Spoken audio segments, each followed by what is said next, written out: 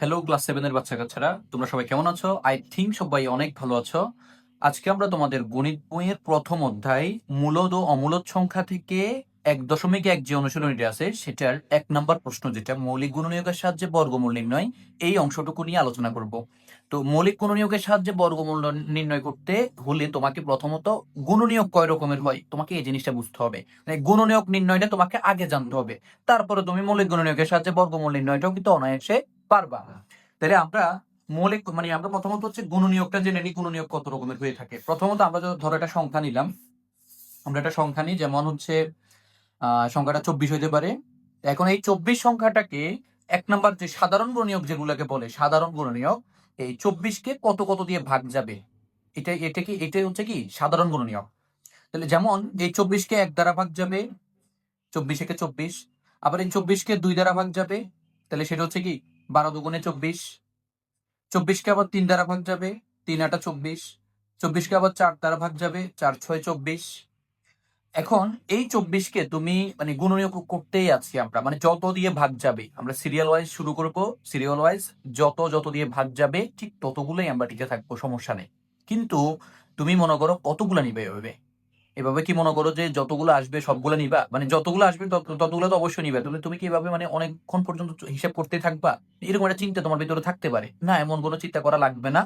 তুমি হচ্ছে serial wise করতে যাইবা। যেমন হচ্ছে আমরা এখানে 4 পর্যন্ত আসছি, এবার তুমি হচ্ছে 5 দিয়ে ট্রাই করবা। যেমন 24কে 5 দ্বারা ভাগ যাবে না, তারপরে তুমি 6 দিয়ে ট্রাই করবা। 6 দিয়ে যখন দিব তখন আবার 4 6 24 হয়। দেখো আমরা যখন 6 দিয়ে দিব তখন কি হয়, 6 গুণ 4, 4 6 24। এখন দেখো 6 গুণ 4 আর 4 গুণ 6 একই তো কথা। যখন এরকম একই রকম জোড়া আবারও চলে আসবে তখন সেখানে তোমার গুণনীয়কের লেভেলটা শেষ। তোমার এখানে গুণনীয়কের লেভেলটা কি শেষ। তাহলে এই 4 6 24 এই জায়গায় আসি তোমার গুণনীয়কটা শেষ হবে। এটা হচ্ছে সাধারণ গুণনীয়ক। তখন তোমার সাধারণ গুণনীয়কগুলো কিভাবে লিখতে হবে? 1 2 3 4 6 8 12 24, এভাবে করে তোমাকে সাধারণ গুণনীয়কটা লিখতে হবে। এরপরে আরেকটা হচ্ছে মৌলিক গুণনীয়ক। মৌলিক গুণনীয়ক কিভাবে লেখে এটা একটু দেখো। সাধারণত মৌলিক সংখ্যাগুলো তোমাকে চিনতে হবে। মৌলিক গুণনীয়ক বের করতে হলে তোমাকে কি চিনতে হবে?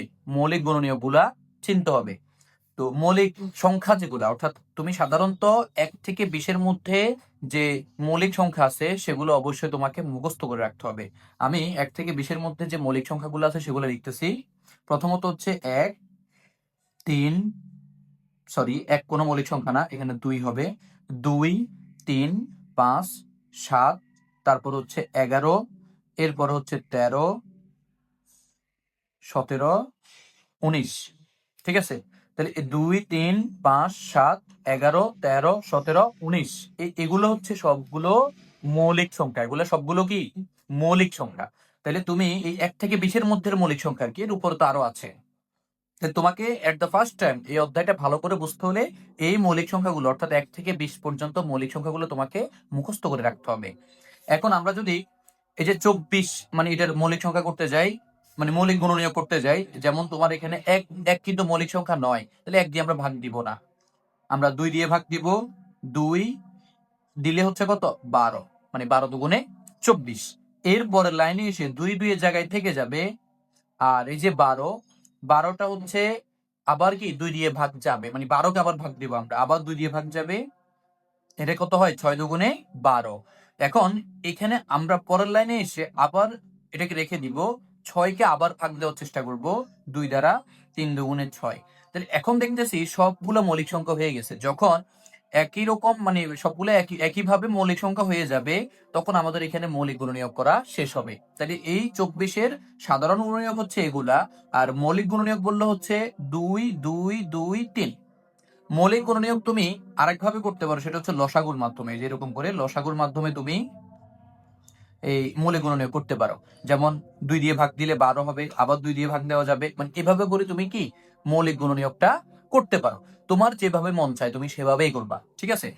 এরপরে যে কথাটা সেটা হচ্ছে তুমি এই মৌলিক গুণনীয়ক এবং সাধারণ গুণনীয়ক ভালো করে বুঝার পরে এবার আমরা আমাদের অঙ্কে চলে যাব।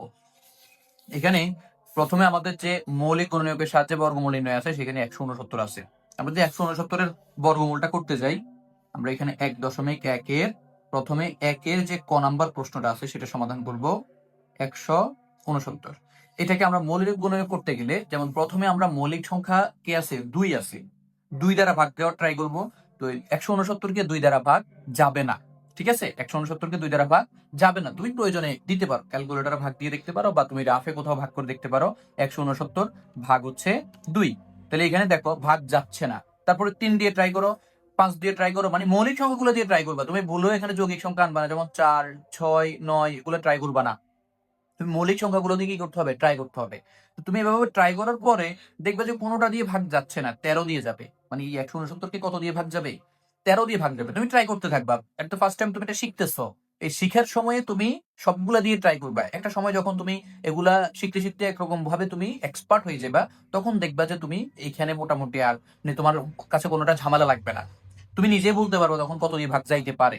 যেমন এখানে 13 দিয়ে ভাগ দিলে 13 গুণ 13, দেখা যাচ্ছে দুইটাই মৌলিক সংখ্যা হয়ে গেছে। মানে 13 দিয়ে ভাগ দিলে, যেমন 169 কে যদি আমরা 13 দিয়ে ভাগ দিই, তাহলে আসে কত, 13, দেখতে পাচ্ছ, তাহলে আসে 13। তাহলে এই 13 দিয়ে ভাগ দিলে 13ই আসতেছে।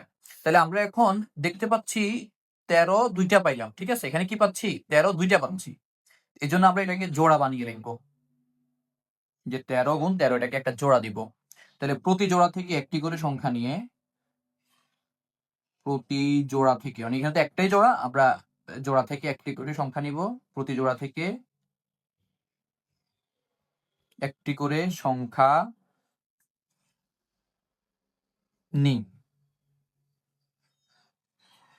তাহলে নেওয়ার পরে নিয়ে লিখবো আমরা, নিয়ে সমান হচ্ছে কত, 13। তাহলে এক জোড়াই আছে, এক জোড়া থেকে একটা 13 নিলাম।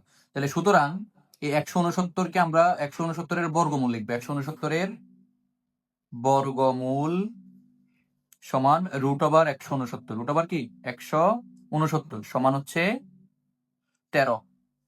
তাহলে তোমরা আশা করি এটা বুঝে ফেলছ যে এখানে 169 বর্গমূল এভাবে রুট ওভার 169 দিয়ে তারপরে 13 হবে, ঠিক আছে। তাহলে আমরা এবার চলে যাব খ নাম্বার প্রশ্নে। খ নাম্বার প্রশ্নে আমাদেরকে বলছে কি 529। আমরা খ নাম্বার প্রশ্নের জন্য 529 লিখবো। 529 কে আমরা দেখবো যে 2 দ্বারা ভাগ যাবে কিনা। 529 কে কিন্তু 2 দ্বারা ভাগ যাবে না, তারপরে তোমাদের বোঝার সুবিধার্থে আমি লিখি ভাগ 2, তাহলে যাচ্ছে না। আচ্ছা, এবার আমরা 3 দিয়ে ভাগ দিব, 3 দিয়েও যাচ্ছে না। তারপরে আমরা হচ্ছে এখানে 4 দিয়ে সরি 4 তো নাই আমাদের মৌলিক সংখ্যা, তারপরে 3 এর পরে মৌলিক সংখ্যা 5, 5 দিয়েও ভাগ যাবে না। তারপরে হচ্ছে 6, এখানে সরি 7, 7 দিয়ে আমরা ভাগ দিয়ে দেখি, 7 দিয়েও ভাগ যাচ্ছে না। তারপরে 11 আছে, আমরা দেখি 11 দিয়ে ভাগ যায় কিনা,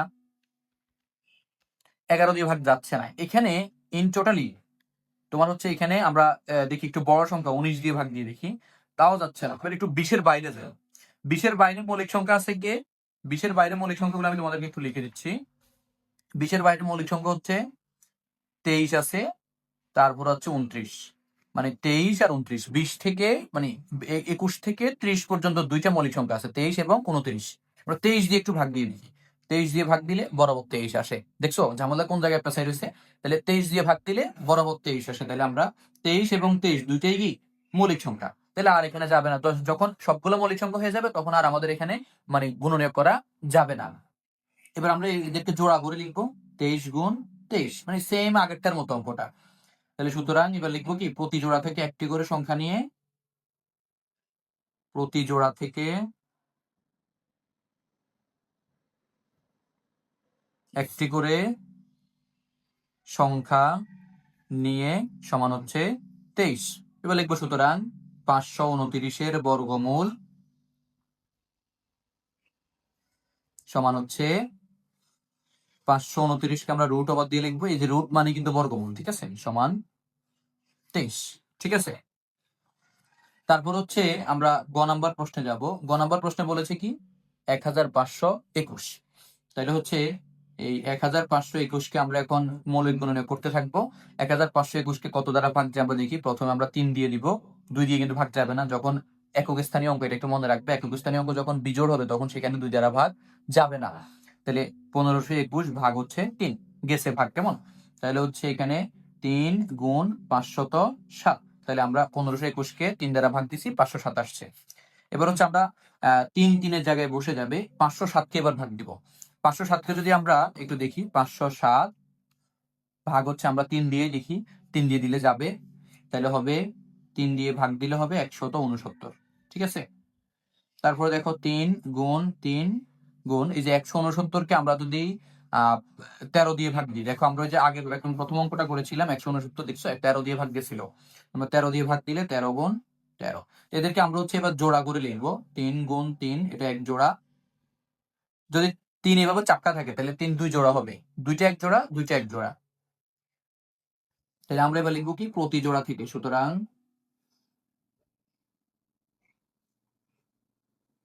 প্রতি জোড়া থেকে একটি করে সংখ্যা নিয়ে সমান, ওই যে দেখো যখন শুধু এক জোড়া ছিল তখন একটা সংখ্যা নিয়ে নিছি, আর এখন যদি দুই জোড়া থেকে দুইটা সংখ্যা আসবে, 3 গুণ 23 দুইটাই গুণ হবে, ঠিক আছে 3 গুণ 23, তাহলে 3 এবং 23 গুণ দিলে যা পাই আমরা দেখি, 3 গুণ 23 দিলে হবে 69, কত হবে 69, তাহলে আমরা এখন একটু লিখবো, সুতরাং 1521 এর বর্গমূল সমান হবে 1521 সমান এই যে √1521 সমান হচ্ছে 69, ঠিক আছে, আশা করি বুঝছো। এরপর আমরা চলে যাব আমাদের 4 নাম্বার যে প্রশ্নটা, 4 নাম্বার প্রশ্নে বলা আছে কি, এই যে 11025 এটার বর্গমূল নির্ণয় করতে, ঠিক আছে 11025 এটার বর্গমূল যখন আমরা নির্ণয় করতে যাব তখন আমাদেরকে একটু মানে একটু ঝামেলা করে কাজ করতে হবে, ঝামেলা বলতে কি মানে একটু অনেক বড় তো অঙ্কটা, তোমাকে একটু চিন্তা করে কাজ করতে হবে এখানে।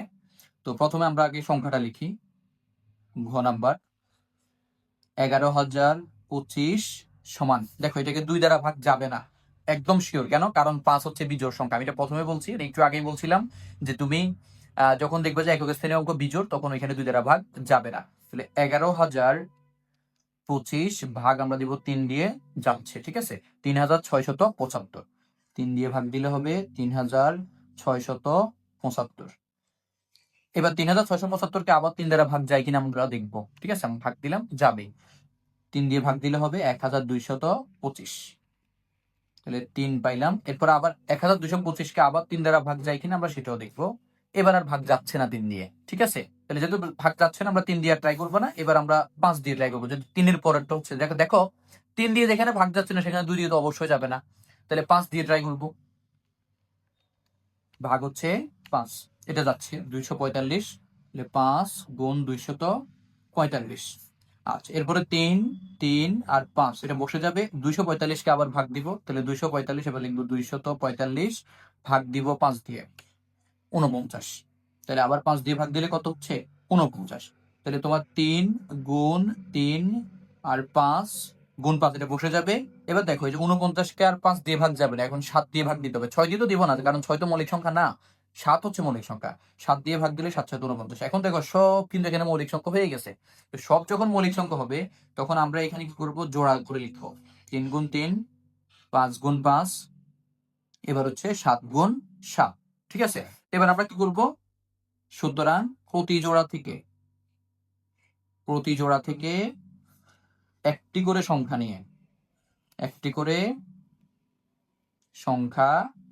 নিয়ে সমান হচ্ছে 3 গুণ 5 গুণ 7, তাহলে 3 5 15 7 15 105, ঠিক আছে, মানে এটা গুণ করলে 3টা গুণ করলে কত হবে 105, তার মানে এই 11025 এই সংখ্যাটার বর্গমূল হচ্ছে 105, তাহলে এবার হচ্ছে আমরা লিখবো, সুতরাং 11025 এর বর্গমূল সমান 11025 √ওভার হবে সমান হচ্ছে 105, ঠিক আছে, তা আশা করি তোমরা এই যে মৌলিক গুণনীয়কের সাহায্যে বর্গমূল নির্ণয়ের পার্টটা অনেক ভালো করে বুঝেছ, এবং অবশ্যই সবাই এগুলা বেশি বেশি করে প্র্যাকটিস করবা। তো ভালো থাকবে সবাই, আসসালামু আলাইকুম।